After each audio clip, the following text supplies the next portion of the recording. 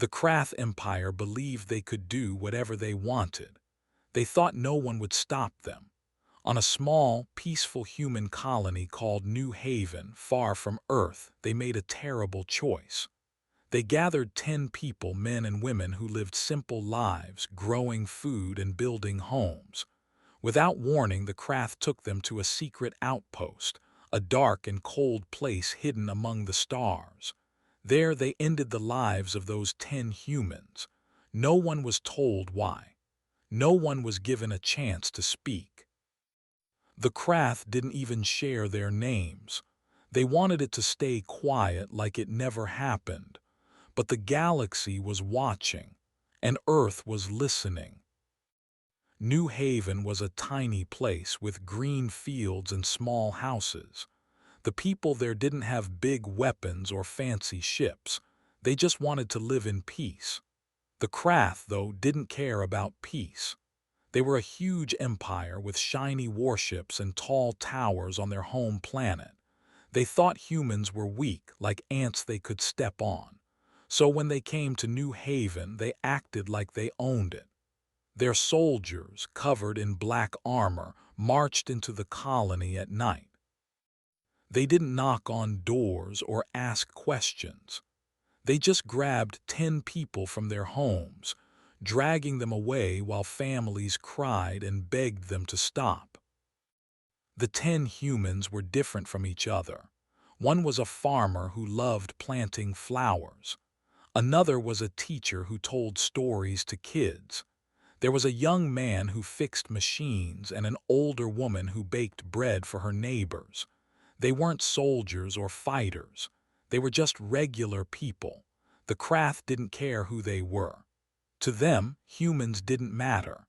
They took them to a faraway outpost, a place so secret that even most Krath soldiers didn't know about it. The outpost was built on a rocky asteroid, with no sunlight or air. It was a place where no one could hear you scream. Inside the outpost, the Krath didn't give the humans a chance.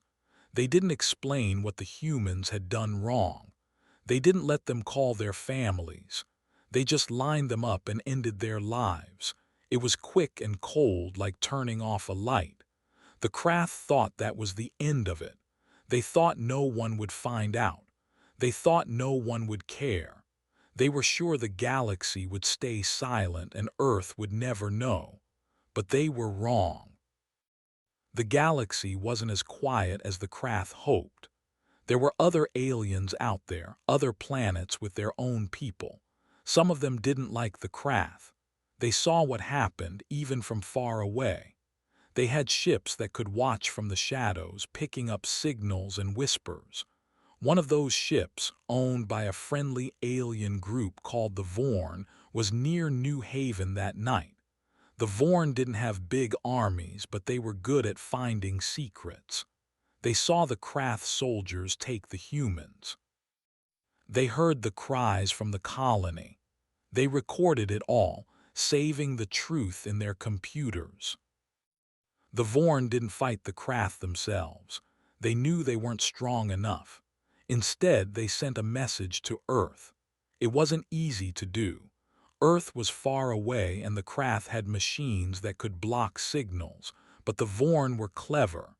They used a special kind of message, one that bounced between stars like a ball skipping across water. It took days, but the message finally reached Earth. It told the whole story: 10 humans taken, a secret outpost, and a terrible act. The message even had pictures, blurry but clear enough to show the truth. On Earth, people were shocked. The news spread fast, like a fire jumping from one tree to another. Families gathered around screens, watching the Vorn's message. Leaders in big cities met to talk about what to do. Regular people, like shopkeepers and bus drivers, whispered about it in the streets. Everyone felt the same thing: anger. The Krath had hurt their people, people who never did anything wrong. The humans on Earth weren't just mad, they were ready to act. They weren't going to let this stay quiet. The Krath didn't know Earth was listening. They thought their secret was safe. They went back to their shiny towers and big ships, acting like nothing happened. Their leaders laughed, saying humans were too small to matter. They thought Earth was just one planet with no power to fight back. They didn't know Earth had friends like the Vorn. They didn't know Earth had smart people who could build things the Krath couldn't even dream of. They didn't know they had just started something they couldn't stop. Back on New Haven, the colony was sad and scared. The families of the 10 humans didn't know what to do. They held each other and cried, wondering why this happened. Kids asked where their parents or friends had gone. No one had answers. The Krath left soldiers behind to watch the colony, making sure no one tried to fight back. Those soldiers stood at the edges of the fields, their weapons glowing in the dark. They thought they were in control. They thought the humans would give up. But even in New Haven, something was changing. One of the kids in the colony, a girl named Layla, saw everything that night. She was only 10 years old, but she was brave. When the Krath came, she hid under her bed, peeking out to watch. She saw her neighbor, the teacher, being taken away. Leela didn't cry then, she was too scared. But later she told her older brother what she saw. Her brother was a mechanic, someone who fixed the colony's machines. He listened to Layla, then went to talk to other grown-ups. They started meeting in secret, in a barn at the edge of the colony. They didn't have weapons, but they had ideas. Leela's brother and his friends knew they couldn't fight the Krath alone, but they could send their own message to Earth. They used an old radio, one the Krath didn't know about. It was hidden in the barn, covered in dust. They worked at night when the Krath soldiers weren't watching. The radio wasn't strong, but it was enough. They sent a simple message: New Haven needs help. 10 gone. Krath did it. They didn't know if anyone would hear it, but they had to try. That message, weak and crackly, made it to a human ship passing nearby. The ship's captain was a woman named Mara who used to live on New Haven. When she heard the message, her heart sank. She knew the people who were taken. One of them was her cousin, the farmer who loved flowers. Mara didn't wait for orders. She turned her ship toward Earth, carrying the message with her. She knew Earth would listen. She knew Earth would do something. The Krath Empire was so sure of themselves. They thought they could hide their actions forever. They thought humans were too weak to care, too far away to fight. They didn't know about the Vorn's message. They didn't know about Leela's brother and the old radio. They didn't know about Captain Mara racing to Earth. They didn't know the galaxy was starting to turn against them. The Krath thought they had won, but they had only lit a spark. That spark was growing. On Earth, people were already planning. Scientists were waking up in the middle of the night, drawing new ideas for machines. Soldiers were checking their ships, making sure they were ready. Leaders were talking to other planets, asking for help. Even kids like Leela back on New Haven were doing their part. Everyone knew this wasn't just about 10 people. It was about showing the Krath that humans weren't weak. It was about making sure this never happened again. The Krath Empire had made a big mistake. They thought silence would protect them. They thought no one would notice. But the galaxy wasn't silent. It was alive with whispers, messages, and plans. The Vorn had seen them. New Haven had spoken. Earth had heard. The Krath thought they were safe, but they were about to learn the truth. Humans don't stay quiet when you hurt them. Humans fight back. And Earth was ready to fight. The 10 humans taken by the Krath Empire weren't just random people. Each one had a story, a family, and someone who loved them deeply. Those loved ones weren't ordinary either. They were powerful, smart, and ready to fight back. The Krath thought they could hurt these humans and get away with it. They didn't know they had picked the wrong people to mess with. The first human was a woman named Ilara. She was a teacher on New Haven, the small colony where the Krath attacked. Ilara loved telling stories to kids, making them laugh with tales of faraway stars. Her classroom was full of drawings and books, and she always had a kind word for everyone. But Ilara wasn't just a teacher. She was the older sister of a brilliant scientist named Kale. Kale worked on Earth, in a secret lab hidden under a mountain. He built machines and weapons so advanced that even other humans didn't fully understand them. When Kale heard his sister was taken, his heart broke. He stopped his experiments and promised to use his skills to make the Krath pay. Another human was a young man named Tomas. He was a farmer who grew bright flowers and sweet fruit in New Haven's fields. Tomas was quiet but strong, always helping his neighbors carry heavy loads. He had a best friend named Commander Zara, who led a secret fleet of Earth's warships. Zara and Tomas grew up together, racing through the colony's meadows as kids. When Zara became a commander, she promised to protect Tomas no matter what. The news of his death hit her like a storm. She stood on the bridge of her ship, staring at the stars, and swore to bring her fleet into action. The Krath had no idea they angered someone with so many ships under her command. Then there was Leela's neighbor, an older woman named Maris. She baked bread that filled the colony with a warm, cozy smell. Maris was like a grandmother to everyone, always sharing her food and wisdom. Her son, Joran, was a hacker who could break into any computer system. Joran lived far away, on a space station where he worked on Earth's defenses. He could make machines stop or start with just a few keystrokes. When he learned his mother was gone, Joran's hands shook with anger. He opened his computer and started planning ways to sneak into the Krath systems. The Krath didn't know they'd hurt the mother of someone so dangerous. Another human was a mechanic named Ravi. He fixed the colony's machines, keeping their water pumps and lights running. Ravi loved joking with kids, teaching them how to use tools. His older sister, Captain Sona, was a pilot who flew fast scout ships for Earth's Navy. Sona was known for her daring missions, slipping past enemy lines to gather secrets.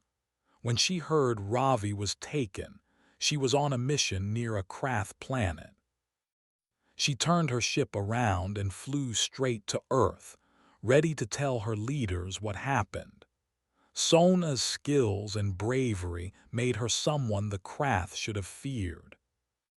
There was also a young woman named Aisha who helped build houses in New Haven. She was strong and always smiling, even when the work was hard. Aisha's father, General Malik, was a leader in Earth's army. He planned battles and trained soldiers to protect human colonies. Malik was a calm man, but losing his daughter made him furious. He gathered his officers in a quiet room and started drawing up plans. The Krath didn't know they'd hurt the daughter of a man who could move entire armies. Another person was a man named Chen, who ran a small shop in the colony. He sold tools and clothes, always chatting with customers about their day. Chen's wife, Dr. Lin, was a famous engineer on Earth. She designed huge space stations that floated among the stars. Lin loved Chen's kind heart and called him every night to hear his voice. When she learned he was gone, Lin stopped her work and went to her workshop. She started sketching new designs, ones that could help humans fight back. The Krath had no clue they'd taken the husband of someone so clever. Then there was a woman named Nora who cared for the colony's animals. She fed chickens and goats, making sure everyone had fresh eggs and milk. Nora's brother, Admiral Theo, was in charge of Earth's biggest warships. Theo was a serious man who spent his days planning how to keep humans safe. When he got the news about Nora, he felt like the world stopped. He walked to his ship's control room and told his crew to get ready. The Krath didn't know they'd hurt the sister of someone who controlled such powerful ships. Another human was a man named Samir who taught kids how to play music. He played a flute that made everyone smile. Samir's cousin, Lena, was a spy who worked for Earth. Lena traveled to alien planets pretending to be someone else to learn their secrets. She was good at hiding and listening. When Lena heard Samir was gone, she was on a Krath planet gathering information. She sent a secret message to Earth, promising to find out what the Krath were planning next. The Krath had no idea they'd taken the cousin of someone so sneaky. There was also a woman named Tara who helped the colony's doctor. She bandaged cuts and gave medicine to sick people. Tara's best friend, Professor Eli, was a scientist who studied stars and planets. Eli worked in a tall tower on Earth, using telescopes to learn about the galaxy. When he heard Tara was taken, he left his tower and went to meet Earth's leaders. He had ideas about how to use science to stop the Krath. The Krath didn't know they'd hurt the friend of someone so smart. The last human was a man named Owen who built bridges and roads in New Haven. He was tall and quiet, always working hard. Owen's daughter, Maya, was a young leader on Earth. She spoke to crowds, inspiring people to work together. Maya was only 20, but her words could make thousands listen. When she learned her father was gone, she stood in front of a huge crowd and told them what happened. Her voice shook, but it was strong. The Krath didn't know they'd taken the father of someone who could rally so many people. Each of these 10 humans, Alara, Tomas, Maris, Ravi, Aisha, Chen, Nora, Samir, Tara, and Owen, had someone who cared about them. Those people weren't just sad, they were powerful. Kale the scientist, Zara the commander, Joran the hacker, Sona the pilot, Malik the general, Lynn the engineer, Theo the admiral, Lena the spy, Eli the professor, and Maya the leader. They all loved the ones who were taken, and they weren't going to stay quiet. The Krath thought they could hurt strangers and walk away. But these weren't strangers. They were family, friends, and loved ones of people who could change the galaxy. The Krath Empire was so sure they were in control. They thought humans were small and weak, like dust they could brush away. They didn't know about Kale's weapons or Zara's fleet. They didn't know Joran could break their computers or Sona could outfly their ships. They didn't know Malik's armies, Lynn's stations, or Theo's warships were ready to move. They didn't know Lena was watching them, Eli was planning, or Maya was speaking to millions. The Krath thought they had won a small victory by taking 10 lives. Instead, they had started a fire they couldn't put out. On New Haven, the families of the 10 humans were heartbroken. They missed Alara's stories, Tomas's flowers, and Mari's bread. They missed Ravi's jokes, Aisha's smile, and Chen's chats. They missed Nora's animals, Samir's music, Tara's care, and Owen's strength. But even in their sadness, they knew something was happening. Messages were flying across the stars. Earth was waking up. The people who loved the 10 were already working, planning, and moving. The Krath didn't understand humans. They thought taking 10 lives would scare them. They thought no one would care enough to fight back. But humans are different. When you hurt someone they love, they don't give up. They get stronger. The Krath had hurt the wrong people, and now they were going to learn what humans could do. The humans didn't sit still after the Krath Empire hurt their people. They didn't send angry messages or make loud promises. Instead, they started doing things, quiet, clever things that the Krath didn't see coming. A Krath ship vanished in the dark of space. A supply station stopped working like someone flipped a switch. No guns fired. No alarms sounded. At first, the Krath laughed, thinking it was nothing. But they were wrong. Something big had begun. On Earth, people were angry about the 10 humans taken from New Haven. They wanted the Krath to know they couldn't get away with it. But humans were smart. They knew they couldn't just attack the Krath's huge ships or shiny cities. The Krath had too many soldiers and too much power for now. So the humans started small. They picked things the Krath wouldn't notice right away, like a kid sneaking a cookie from a jar. These small moves were the first steps in a big plan. The first thing that happened was the missing ship. It was a Krath scout ship, one of their smaller ones that flew around looking for trouble. It was out in deep space, far from any planet when it just disappeared. No one heard a distress call. No one found pieces of the ship floating around. It was like it fell into a hole in the stars. The Krath thought maybe it got lost or hit an asteroid. They didn't worry much. But what they didn't know was that Joran, the hacker whose mother Maris was taken, had something to do with it. Joran was on a space station, far from Earth, tapping into Krath computers. He found a way to mess with the ship's navigation, making it fly into a dangerous part of space where no one would find it. He didn't hurt anyone. He just made the ship go away. It was a quiet warning. Then came the supply station. The Krath had a big station in space, like a floating warehouse where they kept food, fuel, and tools for their ships. One day it stopped working. The lights went out. The machines froze. The workers inside couldn't get the doors to open. They called for help, but no one knew what was wrong. The Krath sent engineers to fix it, but even they were confused. The station was dead, like a toy with no batteries.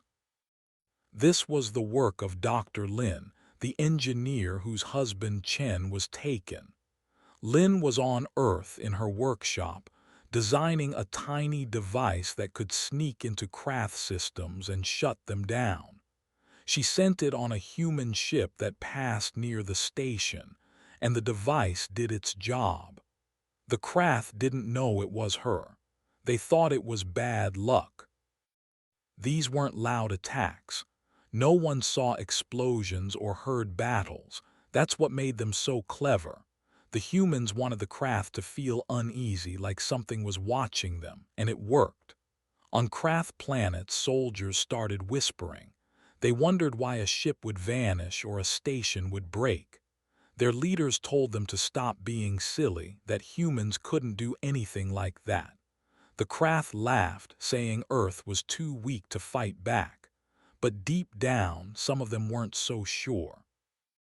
Back on Earth, the people planning these moves were busy. They met in secret rooms, away from cameras and spies. Kale, the scientist whose sister Alara was taken, was one of them. Kale was building new tools in his lab, small gadgets that could trick Krath machines. He gave these gadgets to pilots like Captain Sona, whose brother Ravi was gone. Sona flew her fast scout ship close to Krath space, dropping Kale's gadgets where they could cause trouble. One gadget made a Krath radar station go blind for a few hours. Another made a Krath radio send out static instead of messages. These were little problems, but they added up.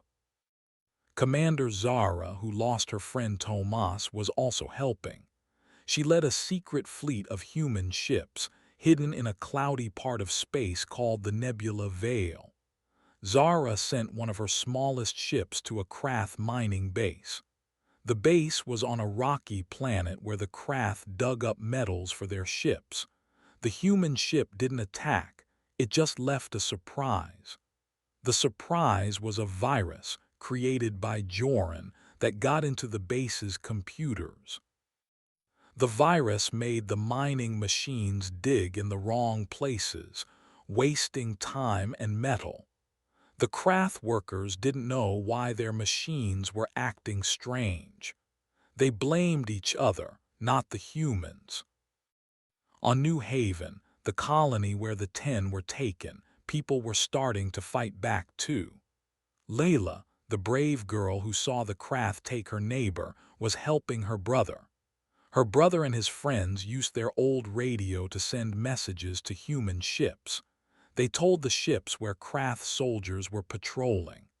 One night, a human ship used that information to sneak past the patrols and drop supplies for the colony. The supplies included food and tools, but also a few of Kale's gadgets. Leela's brother hid the gadgets in the barn, waiting for the right time to use them. The Krath didn't notice these small moves at first. They were too busy running their empire. Their leaders sat in tall towers making plans to take more planets. They thought humans were scared and quiet, but every time a Krath machine broke or a signal got lost, it made them a little more nervous. They started sending more ships to check on their bases. They made their soldiers work longer hours. They didn't know it, but they were playing into the humans' hands. The more they worried, the more mistakes they made.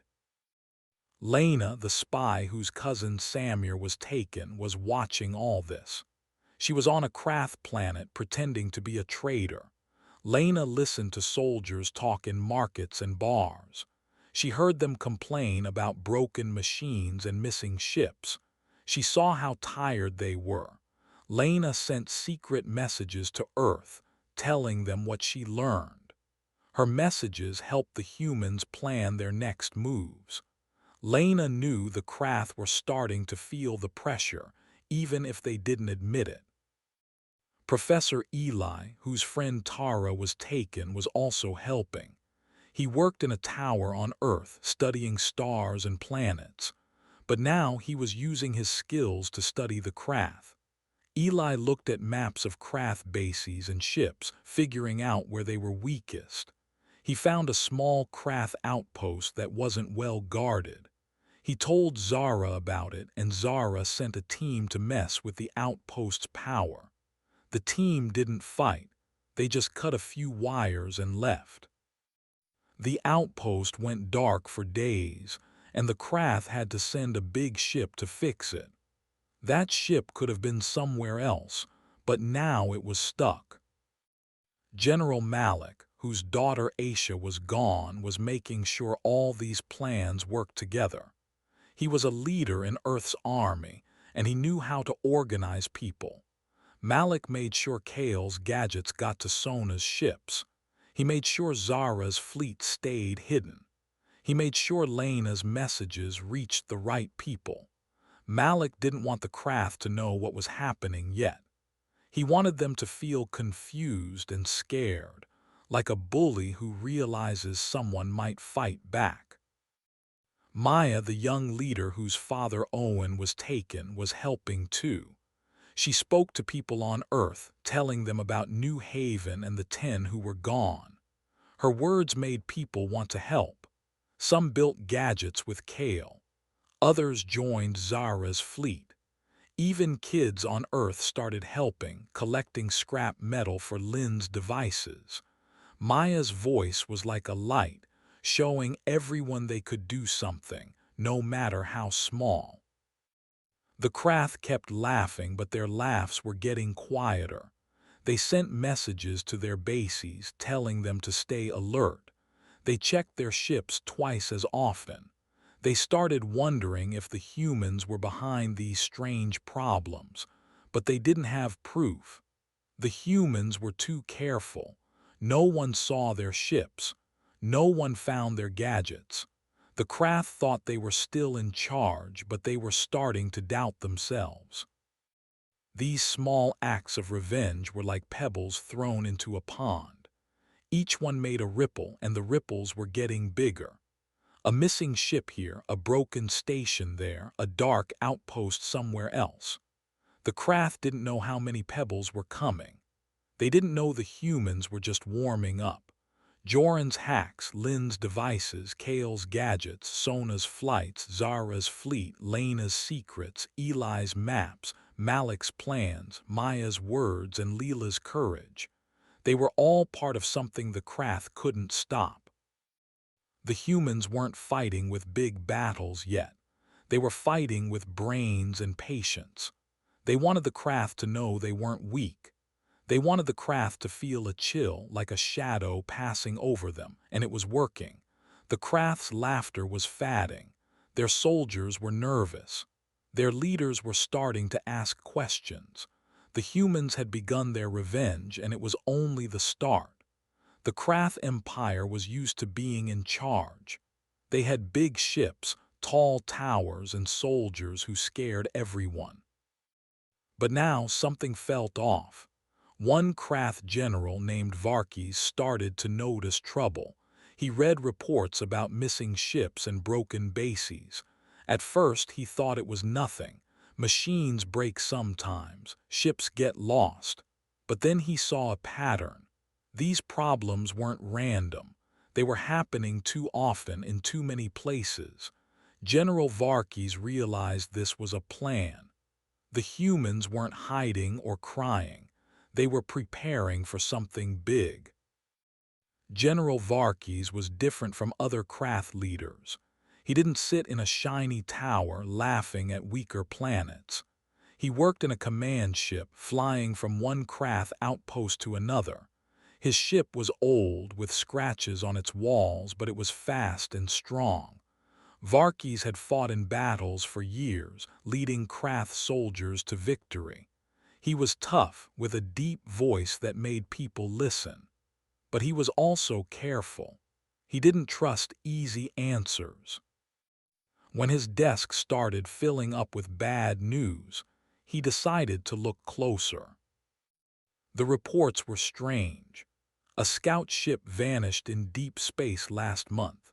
No one found it, not even a single bolt. Then a supply station went quiet, its lights off and doors locked. Engineers said the station's power just stopped, like someone unplugged it. A mining base on a rocky planet started digging in the wrong spots, wasting metal. A radar outpost couldn't see ships anymore. Each problem seemed small, but Varkis counted them. There were 7 incidents now, spread across craft space. That was too many for accidents. Varkis called his officers to a meeting. They stood in a dim room on his ship with screens showing maps of craft territory. The officers were younger than Varkis, and they didn't like bad news. One of them, a tall craft named Lieutenant Zorak, said it was just bad luck. Ships break down, Zorak said, crossing his arms. Humans don't have the power to do this. They're weak. Another officer nodded, saying maybe pirates were stealing craft ships. Varkis shook his head. Pirates left clues like damaged ships or ransom notes. These problems left nothing behind. It was too quiet, too clean. Varkis pointed to the map on the screen. He marked the places where things went wrong. The scout ship was in one corner of craft space. The supply station was in another. The mining base was far away near a red star. The radar outpost was closer to the center. The dots didn't look random. They formed a shape like a net closing in.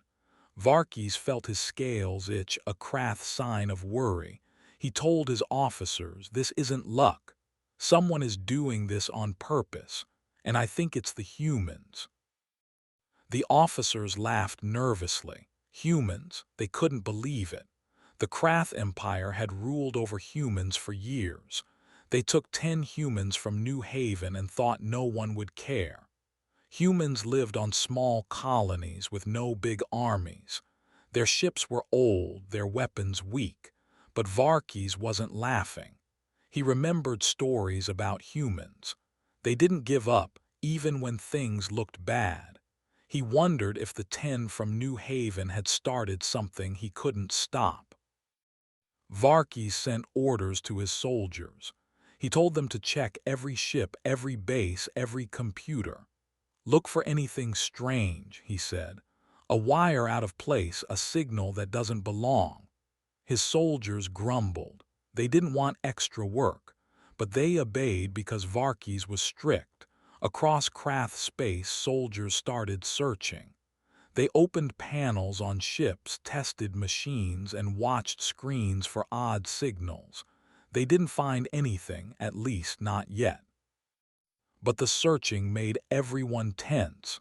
The Krath weren't used to feeling like this. On the Krath capital planet, in a city of glass and metal, other leaders heard about Varkes' worries. They didn't like it. The Krath Emperor, a cold figure named Zorath, ruled from a golden throne. He wanted the empire to look perfect with no problems. When messengers told him about Varkes' reports, Zorath waved them away. "Varkes is imagining things," he said. "Humans can't hurt us. Tell him to stop complaining." The other leaders weren't so sure. They started reading the same reports Varkes had seen. They saw the pattern too, and it made them nervous. One leader, a Krath woman named Tarkes, was in charge of trade. She noticed something else. Some Krath markets weren't getting their usual supplies. Food and fuel were arriving late. Prices for tools started going up. Traders were confused, arguing with each other. Tarkes checked her records and saw that the supply station that shut down was a big part of the problem. Without it, ships couldn't get fuel and markets couldn't get goods. She sent a message to Varkes asking if he thought humans were behind this too. Varkes wrote back, "Yes, be careful." The Krath soldiers started talking among themselves. In barracks and on ships, they shared stories. One soldier said he saw a strange light near a base before it went dark. Another said his computer froze for no reason. They wondered if humans had secret weapons or magic. Older soldiers laughed at the younger ones, saying humans were nothing to fear. But even the older soldiers checked their weapons twice before going to sleep. The Krath Empire was starting to feel like a house with a creaky floor. Something was wrong, but no one knew where. Varkes kept working. He flew his command ship to the supply station that had shut down. He walked through its dark halls, his boots echoing on the metal floor. The station was huge, with rooms full of crates and pipes. The workers there were scared. They told Varkes the power stopped all at once and no one could fix it. Varkes looked at the main computer. It was dead, but he noticed something odd, a tiny hole in the casing, like something small had crawled inside. He didn't tell anyone, but he took the computer back to his ship to study it. He was starting to think the humans were smarter than anyone knew. Back on Earth, the humans were watching the Krath's confusion. Lena, the spy whose cousin Samir was taken, was still on a Krath planet. She blended in, wearing a cloak and selling fake jewels in a market. She listened to soldiers complain about their extra work. She heard traders worry about late shipments. Lena smiled under her hood. She knew her friends were causing this trouble. She sent a coded message to Earth, saying the Krath were getting jumpy. Her message helped the humans plan their next steps. Joran, the hacker whose mother Maris was gone, was busy too. He sat in a small room on a human space station, surrounded by screens. He was digging into Krath computers, looking for weak spots. He found a Krath communication tower that sent messages between bases. Joran sent a virus to the tower, making it send garbled signals. Krath ships started getting wrong orders, like go left when they should go right. It caused confusion, and Varkis got more reports about it. Joran didn't stop there. He was already looking for his next target. Dr. Lin, the engineer who lost her husband Chen, was making more devices. In her workshop on Earth, she built tiny machines that could sneak into Krath systems. One device could make a Krath ship's lights flicker. Another could make a door lock stay shut. She gave these to Captain Sona, the pilot whose brother Ravi was taken. Sona flew her fast ship near Krath space, dropping Lin's devices where they'd cause trouble. One device landed on a Krath fuel depot, making pumps spill fuel instead of filling tanks. The depot's workers were furious, but they didn't know why it happened. General Varkis read about the fuel depot in his next report. He slammed his fist on his desk. Another problem and still no answers. He called his best engineers and told them to find out what was happening. The engineers worked day and night, but they couldn't figure it out. The devices were too small, too clever. Varkis started to feel something he hadn't felt in years: fear. He didn't tell his officers, but he couldn't sleep. He kept seeing the map in his mind, with those dots getting closer together. The Krath soldiers were feeling it too. On bases and ships, they worked longer shifts. They checked every corner, every wire. They stopped joking as much. Some started saying the humans were ghosts, slipping in and out without being seen. The idea made them shiver. The Krath Empire was huge, but it was starting to feel fragile, like a tower of blocks that could fall with one push. On New Haven, the colony where the 10 were taken, people noticed the Krath soldiers acting strange. The soldiers patrolled more often, their eyes darting around. Layla, the girl who hid when the Krath came, watched them from her window. She told her brother, who smiled. He knew the humans were making the Krath nervous.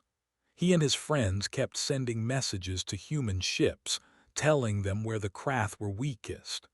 One message helped a human ship sneak past a Krath patrol and disable a small Krath drone. The drone crashed into a desert, and the Krath didn't know why. Varkis wrote a message to Emperor Zorath.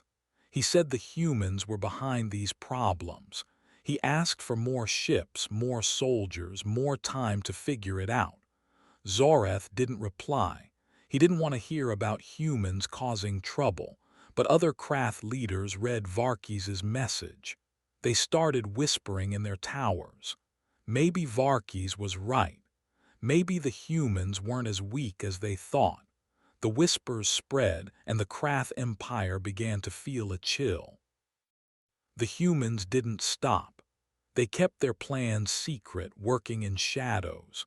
Kale's gadgets, Joran's viruses, Lin's devices, Sona's flights, Lena's messages, they were all part of the pattern Varkis saw. The Krath were starting to worry, and that was exactly what the humans wanted. The Empire was strong, but it was cracking, one small problem at a time. Varkis knew it wasn't random. He knew the humans were coming, and he knew he couldn't stop them yet. Back on Earth, something big was happening, but no one could see it from the outside. Leaders from all over the planet gathered in a hidden place, far from curious eyes. There were no banners, no cameras, no crowds cheering. Just a group of people sitting in a plain room, their faces serious. They weren't there to make speeches or argue. They had lost people they loved, sisters, brothers, parents, friends. They were there for one reason, to win against the Krath Empire. Deep in secret places, huge shipyards hummed to life, building warships so big they could match the size of small planets. The meeting room was underground in a bunker carved into a mountain. The walls were gray and the lights were dim. No one wore fancy clothes or medals. They were scientists, soldiers, engineers, and speakers, people who knew how to get things done. General Malik, whose daughter Aisha was taken, sat at the head of the table. His eyes were tired, but his voice was steady. Next to him was Kale, the scientist who lost his sister Alara. Kale's hands were full of papers covered in drawings of new machines. Across from them was Commander Zara, who missed her friend Tomas. She leaned forward, ready to act. Others were there too, each one carrying a heavy heart but a strong will. Malik spoke first. He didn't waste words. "The Krath think we're weak," he said. "They took our people and laughed, but we're not weak. We're ready to show them." Everyone nodded. They knew about the small attacks already happening, the missing Krath ship, the broken supply station, the confused mining base. Those were just the start, like poking a sleeping bear to see if it wakes up. Now it was time for the real plan. The Krath had no idea what was coming. Kale stood up and unrolled a screen that glowed with maps and pictures. One picture showed a huge shipyard hidden in a dark cloud of space dust, far from any star. The shipyard was a secret, built years ago when humans first worried about enemies like the Krath. It was called the Forge, and it was massive. Long arms of metal stretched out, holding ships that were still growing, like giant toys being put together.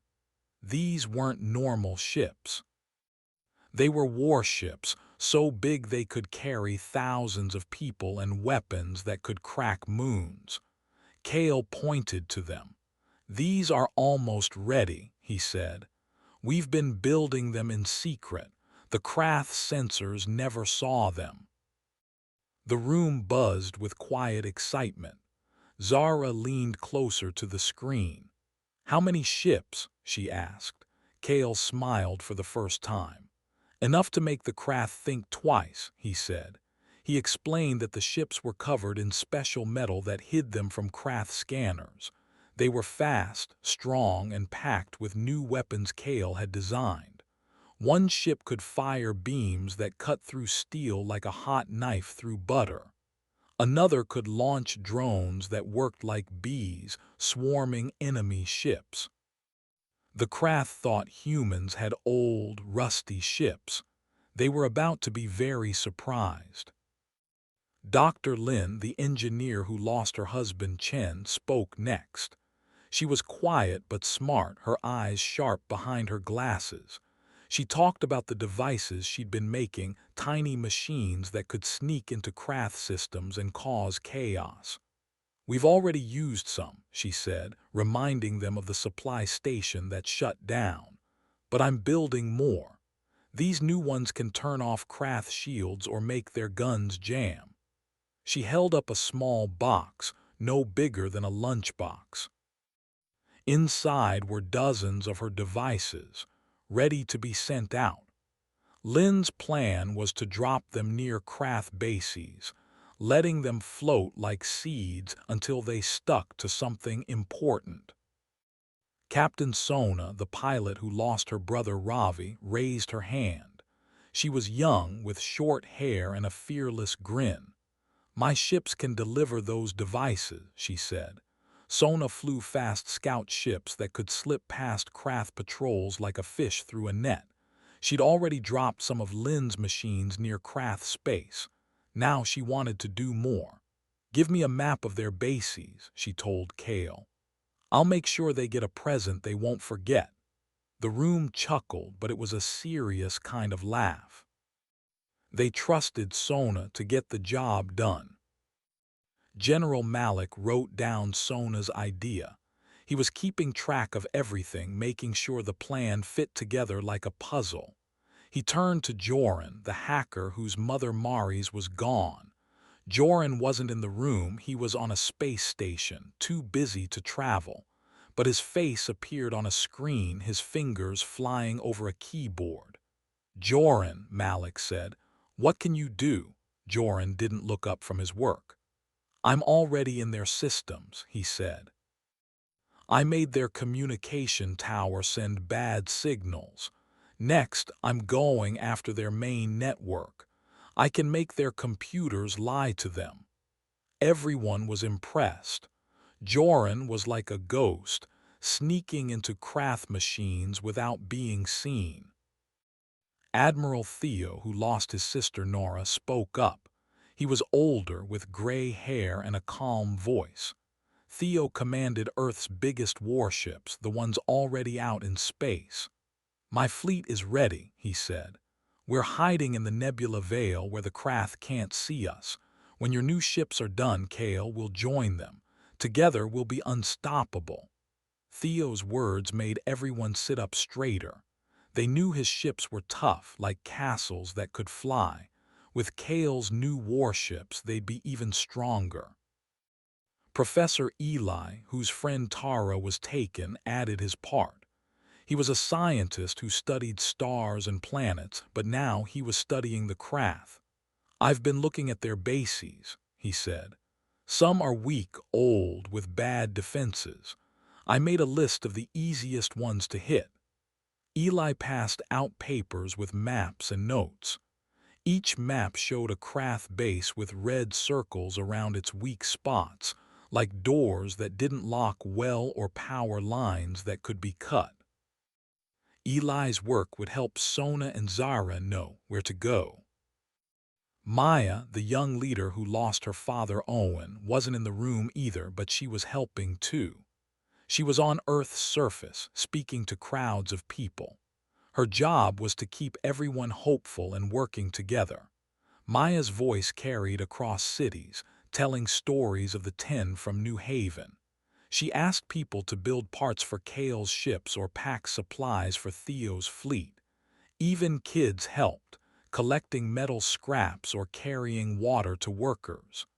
Maya's words were like glue, holding everyone together. Malik got a message from her during the meeting. "The people are ready. Tell us what to do next." The leaders in the bunker kept planning. They didn't want to fight a big war yet. That would come later. For now, they wanted to keep the Krath confused and scared. Lynn's devices, Joran's hacks, and Sona's flights were already making the Krath nervous. Eli's maps would help them hit more weak spots. But the real power was in the secret shipyards. Kale explained that the warships would be ready soon, maybe in a few weeks. Workers in the forge were working day and night, welding metal and testing engines. They didn't sleep much, because they knew what was at stake. The forge was an amazing place, even if no one outside knew about it. It was hidden in a cloud of space dust called the Shadow Drift, where Krath scanners couldn't see. The shipyards were like giant spider webs with ships hanging in the middle. Workers floated in suits, using tools that sparked in the dark. The warships they built were huge, with hulls that shimmered like black glass. Each one had a name, picked to honor the 10 from New Haven. One was called Ilara's Light for Kale's sister. Another was Tomas's Star for Zara's friend. The names reminded everyone why they were fighting. Zara asked Kale about the weapons on the ships. "What makes them special?" she said. Kale showed a picture of a cannon that fired energy beams. "These can hit a Krath ship from far away," he said, "and they don't miss." He also showed a shield that could block Krath attacks like an invisible wall. The ships had rooms for drones, two small machines that could fly out and fix things or fight. Zara nodded, her eyes bright. She couldn't wait to fly one of those ships. Malik made sure everyone knew their job. Sona would keep dropping Lynn's devices. Joran would hack more Krath systems. Eli would find new targets. Theo would keep his fleet hidden, ready to move when the time came. Kale would finish the warships and Zara would train pilots to fly them. Malik himself would talk to other planets, asking for help. Some aliens, like the Vorn, already hated the Krath. Malik hoped they'd join the fight or at least send supplies. Every little bit would help. The meeting lasted hours, but no one complained. They were tired, but they felt strong. Losing their loved ones hurt, but it also gave them a reason to keep going. They weren't just fighting for themselves. They were fighting for Ilara, Tomas, Maris, Ravi, Aisha, Chen, Nora, Samir, Tara, and Owen. They were fighting for New Haven and every other human colony. They were fighting to show the Krath that humans don't give up.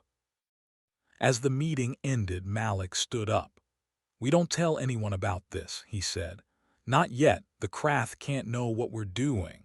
Everyone agreed. They left the bunker one by one, slipping back to their ships or labs. The room was empty again, but the plan was alive. Across Earth and beyond, people were working. The forge glowed with sparks. Joran's screens flashed with code. Sona's ship zipped through space. Maya's voice echoed in cities. The humans were quiet, but they were unstoppable. The Krath thought they had won when they took 10 lives. They thought Earth was small and scared. They didn't know about the bunker, the forge, or the people planning in secret. They didn't know about the warships growing in the shadows or the devices waiting to cause trouble. They didn't know the humans were building a storm, one that would hit when they least expected it. The Krath laughed at Earth, but soon they wouldn't be laughing anymore.